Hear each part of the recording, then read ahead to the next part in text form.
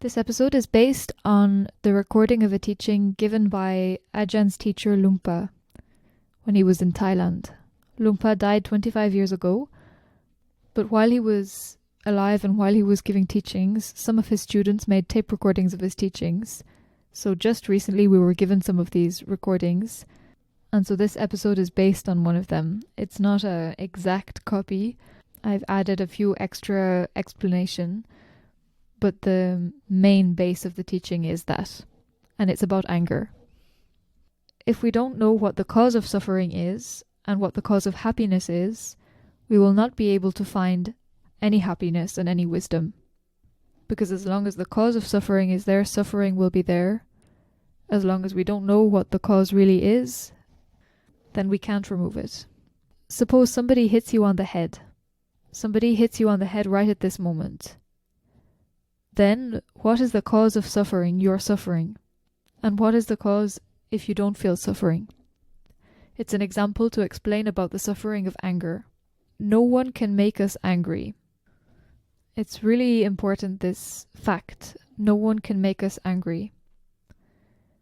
We have to see this, that they have the capacity to hit only our head, but nobody in the world can create our anger inside of us. No one can make us angry.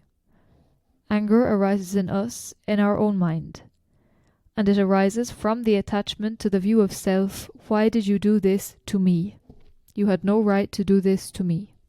Ajahn often tells about a time when he went to see Lumpa, and Lumpa again, we was talking about anger, and he gave the example, he asked him, how many different foods is it possible to eat? And Ajahn answered, well, it's uncountable, billions. And then he asked him, how many tongues do you have? Just one. It's the same with anger. How many different objects do we have of anger? Billions, uncountable. How many anger do we have? Just one. This is a similar point he's making here, that we always think it's the fault of the other. The very anger that arises is automatically blaming outside, blaming whatever object is there that our anger is arising because of this object. But it's not the case. We have so many billions of objects, but there is only one anger which arises in only one place, which is always in our own mind. And the cause of it is not outside, the cause is in our own mind too. Without an attachment to the view behind anger, nothing can cause anger. So without there being attachment to something, attachment to finding faults, blaming, finding out who is right and wrong, who is just, who is unjust, the attachment that something has to be this way and it has no right to be this other way, if there is no attachment to these views, it's impossible for anger to arise. The teaching of the Buddha is about stop finding faults with others, saying that they are wrong while we are not. He goes on then to give the example of Devadatta. Devadatta, just in case anybody doesn't know the story, he was a monk in the time of the Buddha who was a cousin of the Buddha. He, at one point, accused the Buddha, blamed him for not giving him the job of being the Buddha, putting him in charge of the monks. He wanted to be in charge of all the monks, and he asked for this. And then because the Buddha doesn't agree to put him in charge of the Sangha of monks, he has a hatred, incredible hatred towards the Buddha, and he resolves to kill him. He becomes the greatest enemy. So it's a beautiful example because this wrong view of Devadatta caused the anger inside himself. There was literally no cause of anger from outside. He was asking for something that the Buddha could not give him. How could the Buddha have granted him the Buddhahood? Buddha could not have granted him all the qualities of the Buddha, his goodness, his lack of hatred. Every one of his qualities he had worked on and developed by himself over so many lives. Even if he had theoretically granted the Buddhahood to Devadatta, theoretically granting him what would mean a state of no hatred, Devadatta would still have become angry, still have carried hatred just as before. This is to point out that right and wrong actions cannot be granted to anybody or forced on anybody. Each individual must develop them by themselves. It's the only way. And this point is really important to understand. Without this ignorance and misunderstanding about how things are, there is no reason to accuse others of, why did you treat me this way? when being insulted or badly treated. Those others are speaking their own words, using their own tongues, coming from their own mind. What can we do? Are we to sew their mouths in their mind? It is their own actions, their own karma, their own suffering they cause themselves with themselves. It's just as with Devadatta, he was born in practically the same conditions as the Buddha, but the Buddha followed an entirely different path to him. Good and bad qualities cannot be given to or passed on to anyone. It can only be done by and for oneself. So there's no need to be like Devadatta, asking for the authority from the Buddha. I deserve this, I have the right to this. The Buddha was humble, but he had the highest aim, at the same time, to be the Buddha. If he hadn't developed such qualities and such wisdom himself, how could he have been the Buddha? So his own qualities belong to himself. The anger of Devadatta belongs to himself. The person who thinks like Devadatta, blaming others and becoming angry, is totally blinded. Often people become angry when somebody reprimands them for something they have done wrong. No, I was not wrong. You don't understand. How can you speak to me like this if they're speaking harshly, for example? This person too is like Devadatta.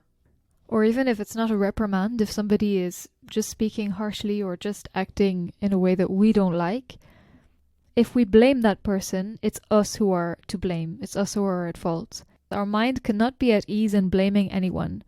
Being caught up in the thought that this person has done such and such a thing to us. Why do we say so? He has done something. But we assume he has done something to us, to me. For example, if he's unhappy and upset, he frowns, he rolls his eyes to heaven as if saying, how stupid is this person, what am I going to do with them? Then his unhappiness, his irritation and anger is in himself. There is no reason to say he is upset with us. Each person has his own right to do his own actions, but we don't know the right way of thinking.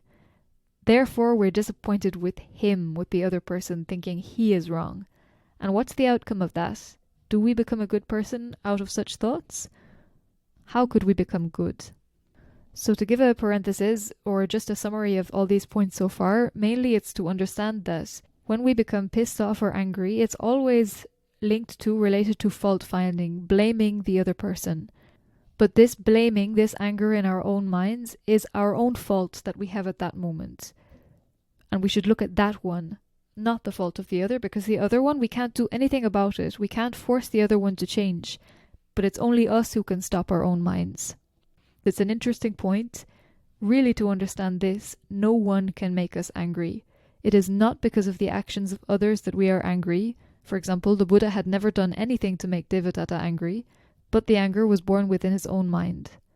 And if the anger was not created by anyone else, there's not even anyone to accuse. It's just your own stupidity, your own suffering within yourself. To learn Dhamma is to learn the right way of thinking.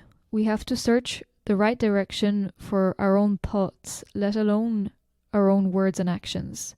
Suffering decreases as the thoughts that are guided by wrong view, which run counter to the truth of things, as they decrease.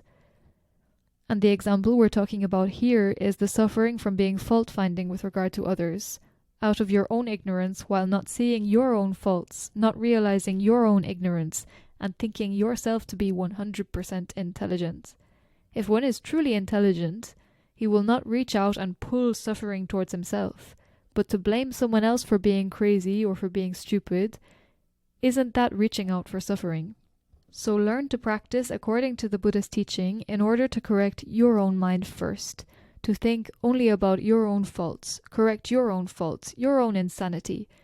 Replace this with goodness, morality, sanity, wisdom, guarding the mind from wrongdoing. And first we have to be wise enough to know the basic distinction between good and evil, in order to remove our own evil. And without removing it, the evil will remain in our lives forever, however we try to hide it from ourselves and others, however we try to manage or deal with it, our kilesa, our wrongdoing, our own evil will be with us all days and nights. So the Buddha teaches you this. He teaches you to make a U-turn, turn the mind towards itself, turn back to yourself, Look for the faults, kilesa, and wrongdoing within yourself. And wrongdoings are whatever runs counter to the truth. To act in line with the truth and reality, that is goodness and good qualities. So nobody can make us angry. Anger arises within ourselves, and the cause of the anger is also within ourselves. So when anger arises, we should see the cause is in ourselves and remove that cause. Let go of it. Train our mind in the right way to think, to stop blaming others when we ourselves are more to blame than them as soon as we blame them. We can listen to advice, but all that we can listen to is the words. Nothing will change if we don't work on it and do it by ourselves. In the same way, we have to also let go of thinking about the faults of anybody else, because we might give them advice and they might not follow it.